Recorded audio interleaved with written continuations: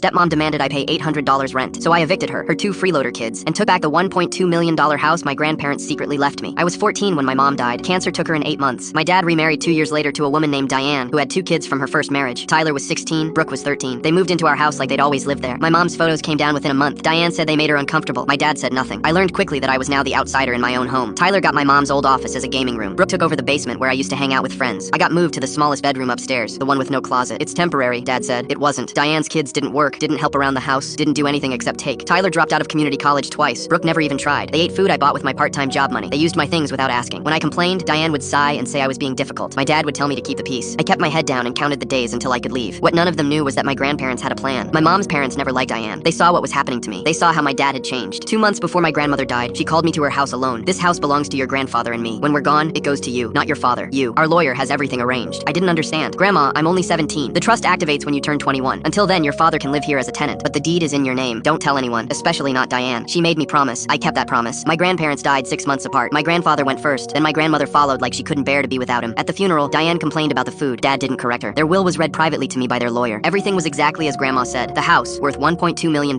was mine, held in trust until I turned 21. My father was listed as a tenant with the right to live there rent-free until I took ownership. After that, it was my decision. I was 19. I had 2 years to wait. I moved out at 18, got an apartment with 2 roommates and worked full-time while taking night classes. Diane threw a small party when I left. I heard about it from a neighbor. For 2 years, I watched from a distance. Dad never called. Diane posted on social media about renovations she was making to her house. Tyler crashed a car and they used money from my grandparents' estate to buy him a new one. Brooke got her own bathroom remodeled. They lived like kings in a house they thought was theirs. The week I turned 21, I met with the estate lawyer. We filed the paperwork. The trust transferred fully to me. I was now the legal owner of the house where my stepfamily lived. I didn't tell them. Instead, I waited 3 more months. I wanted to see what they would do. On a Sunday afternoon, Diane called me for the first time in 2 years. Your father and I have been talking. We think it's time you contributed to this family. Contributed how? You're an adult now with a job. We want you to pay $800 a month in rent. Rent for what? For your old room. Tyler wants to convert the garage into an apartment, but we need extra income. You can move back in and pay rent like a responsible adult. I almost laughed. You want me to pay rent to live in the smallest bedroom of my own house? Excuse me? Check the deed, Diane. I hung up. The next call came from my father 3 hours later. What did you say to Diane? The truth. That house belonged to Grandma and Grandpa. They left it to me, not you. The deed transferred to my name 3 months ago. Silence. That's not possible. They would have told me. They didn't trust you. They watched you let Diane erase Mom from that house. They watched you choose her kids over yours. So they made sure the one thing they could protect would go to me. Son, we need to talk about this. No, we don't. I'm giving you 60 days to vacate. More notice than I'm legally required to give. The eviction notice was delivered the next day. Diane called 17 times. Tyler threatened me. Dad showed up begging. Where are we supposed to go? You had a free house for years. You spent money on Tyler's cars and Brooke's bathroom. That was your choice. I'm your father. You were. Then you let them take my mother's photos down and put me in a closet. You made your family. I wasn't in it. They fought the eviction. They lost. 63 days later, the sheriff supervised their removal. Diane screamed at me. Tyler threw a box at my car. Dad just looked old. I moved in the next week. Put my mom's photos back up. Every single one. Turned Tyler's gaming room back into her office. Threw out every piece of furniture Diane bought. Then I sat in my grandmother's favorite chair and called my mom's sister. It's done, Aunt Linda. I'm home.